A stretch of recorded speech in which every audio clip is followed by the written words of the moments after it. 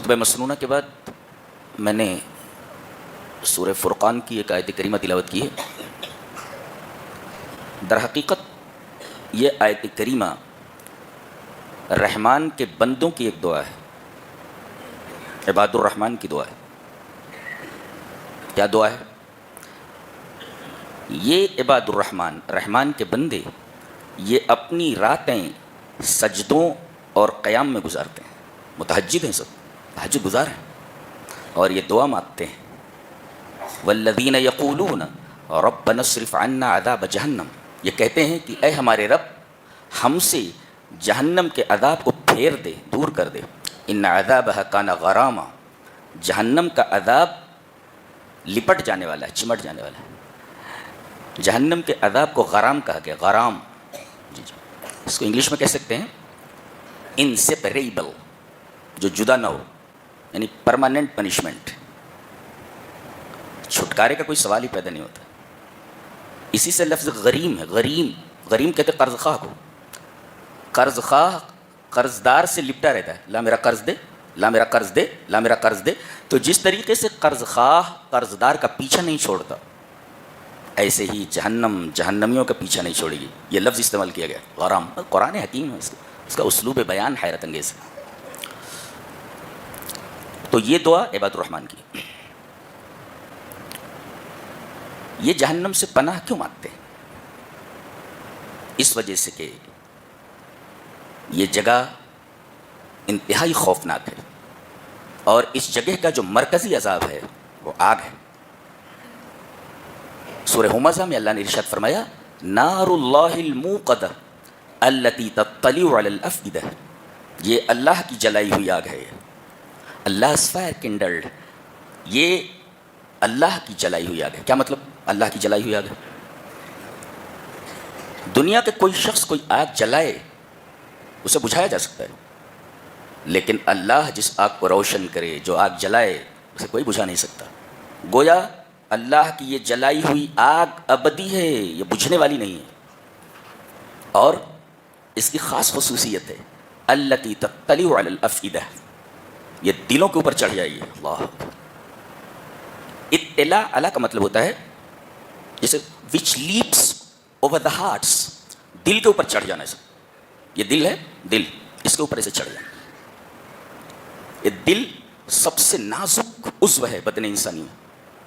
ایک اٹیک برداشت نہیں کر سکتا، چہ جائے کہ جہنم کی آگ کی حرارت برداشت کر سکتا، معمولی اٹیک برداشت نہیں کر پاتا.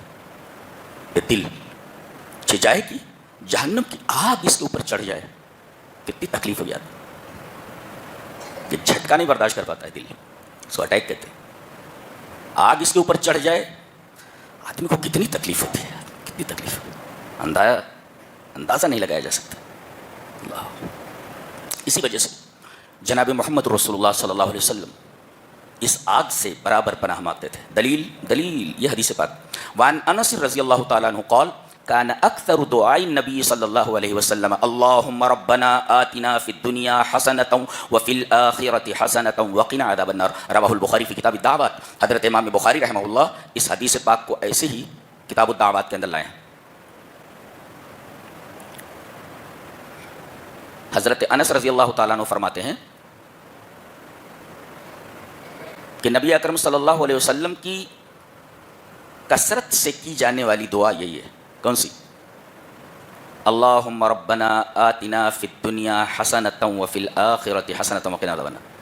اے ہمارے رب ہمیں دنیا میں بھی بھلائی عطا فرما، آخرت میں بھی بھلائی عطا فرما، اور ہمیں جہنم کے عذاب سے، آگ کے عذاب سے بچا لے.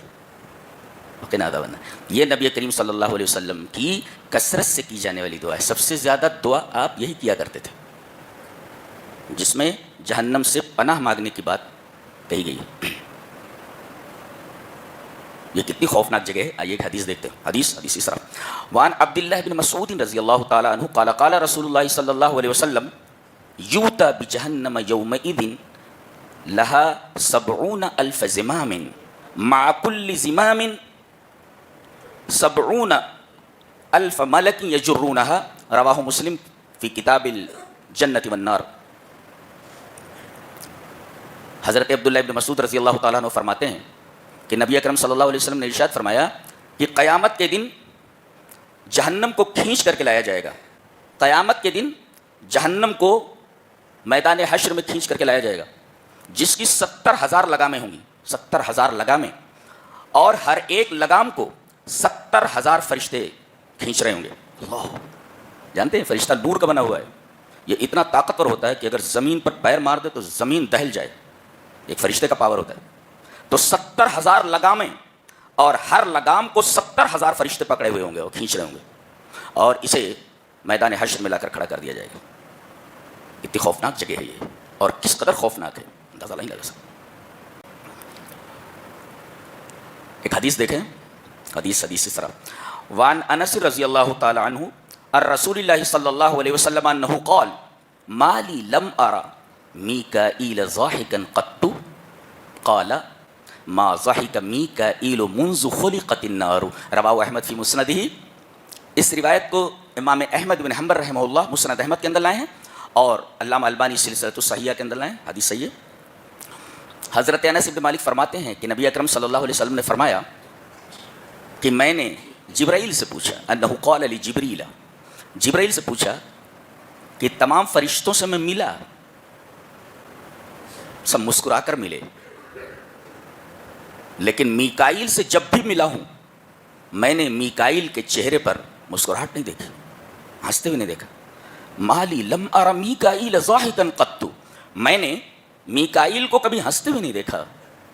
جبرائیل نے فرمایا ما ضحک میکائیل منذ خلقت النار، جب سے جہنم بنائی گئی ہے تب سے اس فرشتے کے ہونٹوں پہ ہنسی نہیں آئی. اللہ، ایک معصوم فرشتہ اس قدر ڈرا ہوا ہے جہنم دیکھ کر کے. ہم لوگ کہاں کھڑے ہوئے؟ یہ معصوم فرشتہ ہے، جس کو جہنم یا جنت میں نہیں جانا ہے، یہ مکلف ہی نہیں ہے شریعت کا. جی، نبی کریم صلی اللہ علیہ وسلم فرما رہے ہیں کہ جب بھی میں اس سے ملا ہوں اس کے چہرے پر مسکراہٹ نہیں دیکھی گئی. جواب ملا جب سے جہنم بنی ہے تب سے فرشتہ ہنسا نہیں ہے کبھی. ہنسا. ایک معصوم ہستی اور ایک معزز فرشتہ جس کا ذکر اللہ تبارک و تعالیٰ نے حضرت جبرائیل جیسی معزز ہستی کے ساتھ فرمایا ہے. پہلے پارے میں سورہ بقرہ میں ارشاد فرمایا گیا قل من كان عدوا للہ وملائکتہ ورسلہ وجبریل ومیکال فإن اللہ عدو للکافرین. دیکھیں جبرائیل کے ساتھ میکائیل کا تذکرہ کیا گیا. جبرائیل کے ساتھ میکائیل کا تذکرہ کیا گیا. یہ اتنا معزز فرشتہ ہے، اس کے چہرے پہ ہنسی نہیں آئی ہے. اور جبرائیل نے بتایا ہے، یہ جبرائیل ہی بتا رہے ہیں نا جن کے ساتھ میکائیل کا ذکر کیا گیا ہے، کہ جب سے یہ جہنم بنی ہے اور اس نے جہنم کو دیکھا ہے تب سے یہ ہنسا نہیں ہے. کہ ہم لوگوں کو کوئی ڈر ہی نہیں ہے، ڈر ہی نہیں. حضرت حسن بصری کا ایک واقعہ روح البیان میں اسماعیل حقی نے روح البیان فی تفسیر القرآن میں لکھا ہے مر الحسن البصری بشاب وهو يضحك فقال له يا بني هل مررت على الصراط فقال لا فقال هل تدري إلى الجنة تصير أم إلى النار فقال لا قال ففيما هذا الضحك فما روي الفتى بعد ذلك يضحك. روح البیان فی تفسیر القرآن. حضرت حسن بصری رضی اللہ تعالیٰ عنہ ایک راستے سے گزرے، دیکھا کہ وہاں کچھ نوجوان بیٹھے ہوئے ہیں، کچھ باتیں ہو رہی ہیں، ان میں ایک نوجوان زور زور سے ہنس رہا ہے. بشاب یضحک، زور زور سے ہنس رہا ہے. حضرت حسن بصری رضی اللہ تعالیٰ عنہ کھڑے ہو گئے. فقال له یا بنی، بیٹے ایک بات بولوں؟ کہا کہ جی بولیے. کہا کہ حل مررت علی الصراط، پل صراط پر سے گزر چکے ہو؟ فقال لا، پل صراط پر سے گزرنے کا سوال ہی پیدا نہیں ہوتا، ابھی میں پل صراط پر سے نہیں گزرا ہوں. فقال له هل تدری الی الجنت تصیر ام الی النار، کیا تجھے پتہ ہے کہ تو جنت میں جائے گا یا جہنم میں جائے گا؟ فقال لا، معلوم نہیں. فقال ففیما هذا الضحك، یہ ہنسی کس لیے ہے؟ فما روی الفتى بعد ذلك يضحك، اس کے بعد اس نوجوان کو کبھی ہنستے ہوئے نہیں دیکھا، اس نوجوان کو کبھی ہنستے ہوئے. آج تو نوجوانوں کے پاس ہنسنے کی سوا ہے کیا؟ وہ نوجوان جن کا دل نرم ہونا چاہیے تھا. علماء سو نے پتہ نہیں کیسی تربیت کی ہے ان کی کہ ان کے دل سخت ہو گئے.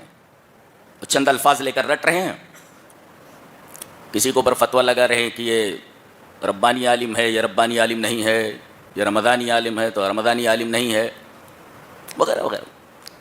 یہ وہ نوجوان بولتے ہیں جن کو شریعت کی شین، علم کا عین اور عربی کے عین نہیں آتی ہے.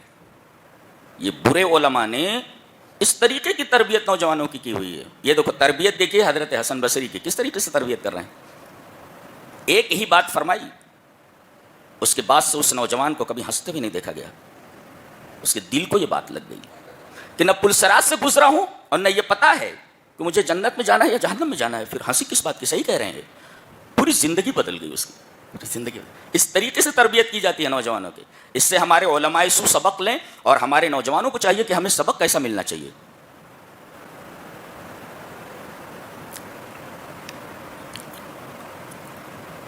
یہ بڑی ہی خوفناک جگہ ہے.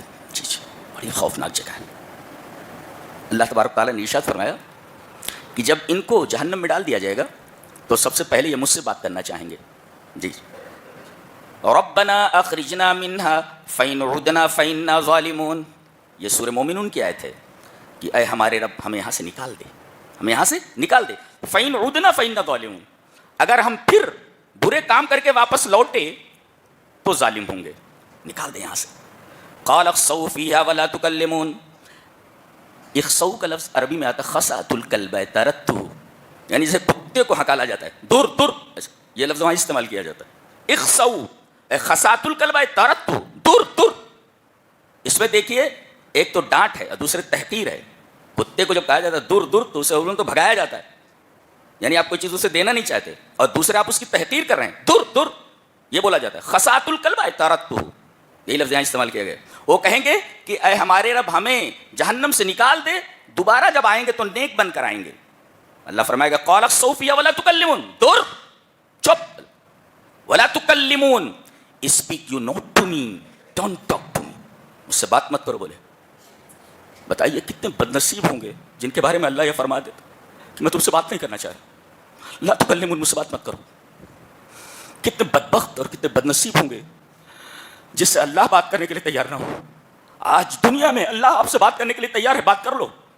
اس سے پہلے کہ وہ دن آ جائے کہ تم بات کرنا چاہو تو تمہیں کتے کی طرح ہکال دیا جائے، اور رب یہ فرمائے speak you not to me, تم مجھ سے بات مت کرو، میں تم سے بات نہیں کرنا چاہتا، میں تم سے بات نہیں کرنا چاہتا، مجھ سے بات مت کرو، مجھ سے بات مت کرو. لا تکلمون، مجھ سے بات مت کرو، مجھ سے بات مت کرو.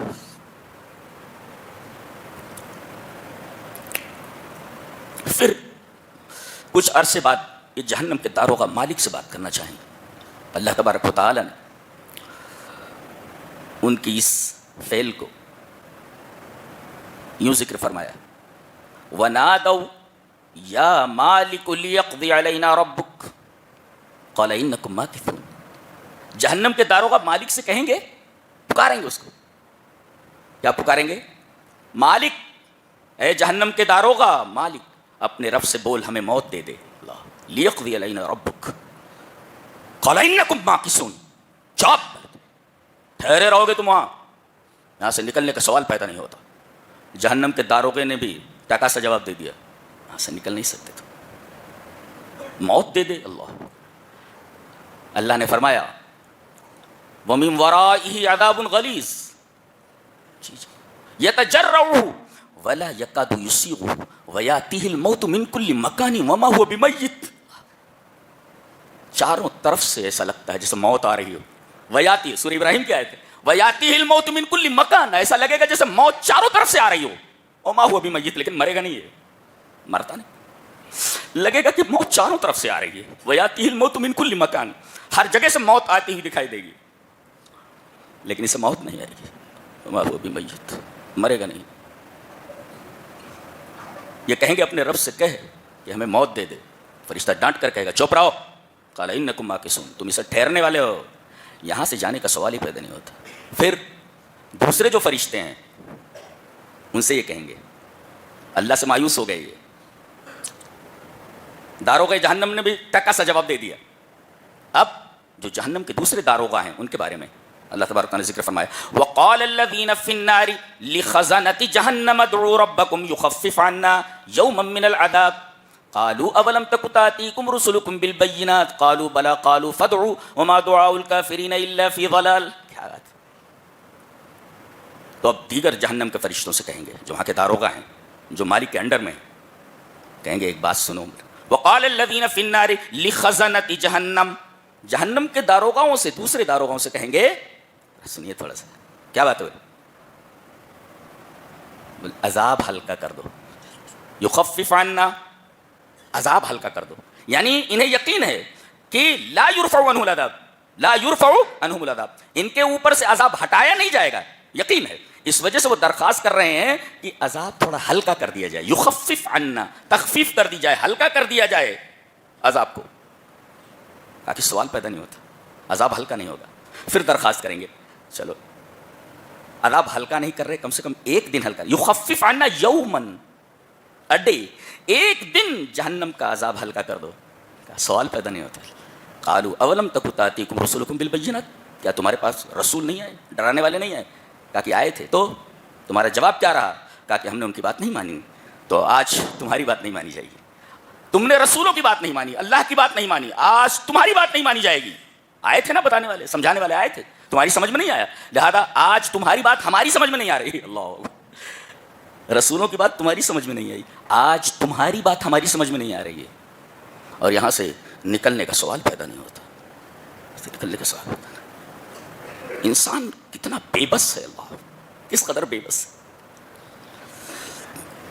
اب تھوڑا پیسہ آ جائے تو آدمی کا ایٹیٹیوڈ دیکھو, معلوم ہوتا ہے جیسے اس کے پیر زمین پر نہیں پڑ رہے ہیں. آئیے دیکھیے ذرا ایک حدیث اس طرح.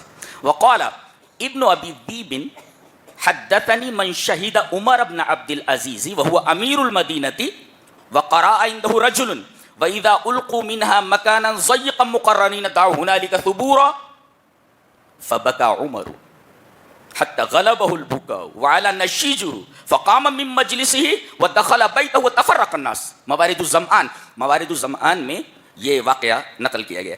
ابن ابی ذئب کہتے ہیں کہ مجھ سے اس آدمی نے بیان کیا جو عمر ابن عبد العزیز کی مجلس میں حاضر تھا. حدثنی من شہید عمر ابن عبد العزیز, عمر ابن عبد العزیز کی مجلس میں جو شخص حاضر تھا اس نے مجھ سے بیان کیا. اور کون عمر ابن عبد العزیز؟ وہ امیر المدینہ, مدینہ کے گورنر ہیں یہ. واہ, گورنر کا مطلب سمجھتے ہیں؟ گورنر کیا ہوتا ہے؟ پیسہ بھی ہوتا ہے اس کو, تو پاور بھی ہوتا ہے. آپ کے پاس کیا پیسہ ہوگا, پاور کہاں ہے آپ کے پاس؟ پاور کہاں ہے؟ یہ آدمی پیسے والا بھی ہے, گورنر ہے مدینہ کا, پاور والا بھی ہے. یہ بیٹھے ہوئے ہیں, اچانک ایک آدمی آتا ہے. وقرأ عنده رجل, ایک آدمی آتا ہے اور قرآن حکیم سورہ فرقان کی ایک آیت کریمہ تلاوت کرتا ہے. کون سی آیت ہے؟ وَإِذَا أُلْقُوا مِنْهَا مَكَانًا ضَيِّقًا مُقَرَّنِينَ دَعَوْا هُنَالِكَ ثُبُورًا, جب ان کو ہاتھ پیر باندھ کر کے جکڑ کر کے ان کو ایک تنگ جگہ میں ڈال دیا جائے گا. مکانً ضیقاً کہا جا رہا ہے, ایک تنگ جگہ میں ان کو ڈال دیا جائے گا. اور یہاں اے سی ویسی نہیں لگی ہے, یہاں ہوا کا گزر نہیں, صرف آگ ہے. یہاں ہاتھ پیر باندھ کر کے ڈال دیا گیا ہے. چلا رہے ہو داؤ ہنالک ثبورا, یا ثبورا, ہائے ہلاکت ہو. ایک ہوتا ہے ہلاک, ہلاک کا مطلب ہوتا ہے موت سے ہم کنار ہونا, اسے کہتے ہیں ہلاکت, موت آ جانا. یہ ثبور معنی کیا ہوتا ہے؟ مل فرق بین الہلاک والثبور. ہلاک کا مطلب ہوتا ہے جان نکل جانا, لیکن یہاں یہ پکار رہی ہے یا ثبورا, ہائے ہلاکت ہے.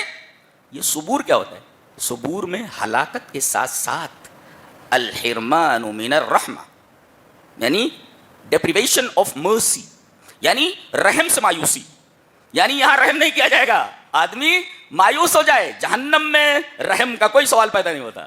وہی لفظ بول رہے ہو جس کے اندر ہلاکت کو بھی پکار رہا ہے, اور ہلاکت کے اندر الحرمان من الرحمہ, رحمت سے محرومی کا مفہوم بھی داخل ہے. اے ہلاکت آ جا, اور اس کے اندر یہ مفہوم بھی ہے کہ یہاں رحم نہیں کیا جائے. ڈیپریویشن آف مرسی, رحم سے مایوسی, الحرمان من الرحمہ. یا ثبورا, ہائے ہلاکت آ جاؤ. آدمی کتنا بے بس ہے, کتنا مجبور ہے. جب تک روح بدن میں رہتی ہے تب تک پتہ نہیں کیا کیا کرتا ہے. روح نکل جانے کے بعد یہ جو اگلے مراحل ہیں اس میں انسان کس قدر مجبور ہے, آپ تصور بھی نہیں کر سکتے کس قدر مجبور ہے انسان. ایک آیت کریمہ پڑھ کر کے صحابہ کرام بہت روتے تھے. صحابہ کے واقعات میں یہ لکھا ہوا ہے. کون سی آیت ہے وہ؟ سورہ نساء کی ایک آیت ہے. کیا؟ ان الذين كفروا بآياتنا سوف نصليهم نارا كلما نضجت جلودهم بدلناهم جلودا غيرها ليذوقوا العذاب. اللہ، یہ جتنے جہنمی ہوں گے، جہنم میں جب ان کی کھال پک جائے گی، نزج کے معنی پک جانا، پک جانا، اس کو نزج بولتے، نون ضاد جیم، نزج، پک جانا. تو ہم ان کھالوں کے پک جانے کے بعد ہم اس کھال کو نکال کر کے نئی کھال چڑھا دیں گے تاکہ یہ عذاب چکتے رہیں. یہ عذاب کا تسلسل کہیں رکنا نہیں چاہیے، سکسیشن یعنی برابر تسلسل رہنا چاہیے، اس کا جاری رہنا چاہیے. اللہ. تھائی لینڈ کے چیانگ مائی یونیورسٹی کے پروفیسر تیگاتا تیجاسانکر، انہوں نے پین ریسپٹرس کے اوپر برسوں تحقیق کی. پین ریسپٹرس میں درد کے جو آخذیں ہیں، یہ درد محسوس کون کرتا ہے؟ جی جی، کون سی چیز ہے بدن انسانی میں جو درد کو محسوس کرتی ہے، جس کو پین ریسپٹر کہتے ہیں، پین کو ریسیو کرنے والا. انہوں نے درد کے آخذوں پر، یہ جو چیانگ مائی یونیورسٹی کے پروفیسر تھے، انہوں نے برسوں درد کے آخذوں کے اوپر، پین ریسپٹرس کے اوپر تحقیق کی. اور آپ کو معلوم ہے کہ بدن انسانی میں جو یہ جلد ہے، یہ جو کھال ہے، یہ سب سے زیادہ وسیع جز ہے جو پورے بدن انسانی کو ڈھکے ہوئے ہے. جیسے چادر سے کسی چیز کو ڈھک دیا جائے تو یہ انسانی جلد بالکل چادر کی طرح ہے جو پورے بدن انسانی کو ڈھکے ہوئے. ایون یہ ناخن، یہ بال اسی جلد کے زائدے ہیں، جلد کے زائدے ہیں. اور سب سے بڑا جز بدن کا یہی جلد ہے. اللہ تبارک و تعالیٰ نے اسی جلد کا ذکر فرمایا ہے جو انسانی بدن کا سب سے بڑا جز ہے. یہ جب پک جائے گا تو ہم دوسری کھال لگا دیں گے. اچھا، آپ لوگ کو مجھ سے زیادہ جانتے ہیں، ڈاکٹرس وغیرہ ہیں، بڑے بڑے ڈاکٹر یہاں موجود ہیں. کہتے ہیں کہ وہ جو یہ جلد ہے اس کی 3 تہیں ہوتی ہیں، اگر یہ تینوں تہیں جل جائیں پھر درد کا احساس بند ہو جاتا ہے. پروفیسر جب اس نقطے پر پہنچا، ایمان لے آیا، اور اس نے ریاض میں ہونے والی 8ویں طبی کانفرنس میں اس نے اپنے اسلام کا اعلان کر دیا. یہ چیانگ مائی یونیورسٹی کے پروفیسر ہیں، درد کے آخذوں پر تحقیق کرنے والے. اللہ تبارک تعالیٰ نے ایک آیت کی وجہ سے انہیں ہدایت دے دی. ہدایت کی کتاب ہے یہ قرآن حکیم. دیکھو، ایک چیز کے اوپر تحقیق کر رہا ہے وہ، اور تحقیق کرتے کرتے وہیں پہنچا جہاں قرآن نے رہنمائی کی تھی اس کی. اس لیے کہ قرآن ہدایت ہے، رہنمائی کی، کہ جس چیز کے اوپر تحقیق کر رہا ہے تیری تحقیق کا منتہا یہی ہے. تو جاننا چاہتا ہے کہ درد کے آخذ کون ہے؟ یہ جلد ہی ہیں. جی، اگر یہ تینوں لیئرز، تینوں تہیں اگر جل جائے پھر درد محسوس نہیں ہوتا آدمی کو. لہذا جیسے یہ کھال پک جائے گی، یعنی تینوں تہیں یہ جل جائیں گی، کھال پک جائے گی، تو ہم اس کو نکال لیں گے اور دوبارہ اس کے اوپر کھال چڑھا دیں گے تاکہ یہ درد کا تسلسل باقی رہے. اللہ، ابھی سمجھ میں نہیں آ رہا ہے. جب آدمی حقیقت سے دو چار ہوگا، جب آنکھ کھلے گی، ابھی آنکھیں بند ہیں، یہ ہماری آنکھیں کھلی ہوئی نہیں ہیں، آنکھیں بند ہیں. فَكَشَفْنَا عَنْكَ غِطَاءَكَ، ہم تمہارا یہ جو غلاف ہے آنکھوں کا جب ہم کھولیں گے تو یہ آنکھیں مزید تیز ہو جائیں گی اور ایسی چیزیں نظر آنے لگیں گی جو تم نے کبھی دیکھا ہی نہیں ہے، دیکھا ہی نہیں کبھی. اور حیرانی ہوگی دیکھ کر کے، یہ سب کیا ہے؟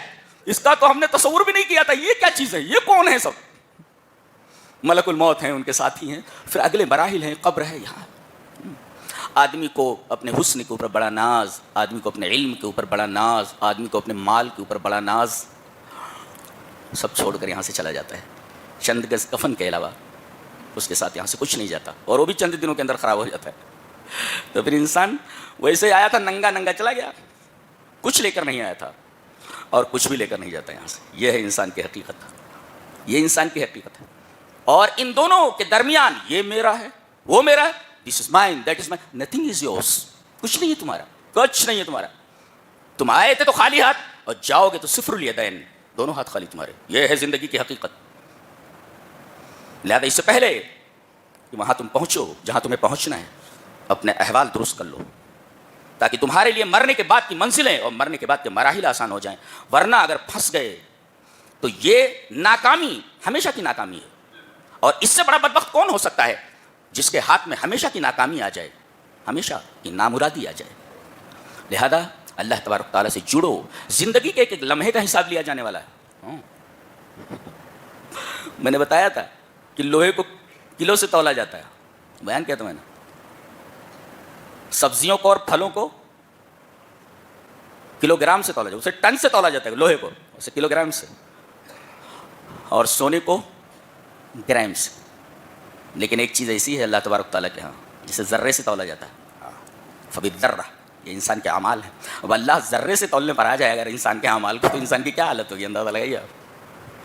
ان اللہ لا یظلم مثقال ذرہ, فرمائے گا فمن یعمل مثقال ذرۃ خیرا یرہ ومن یعمل مثقال ذرۃ شرا یرہ.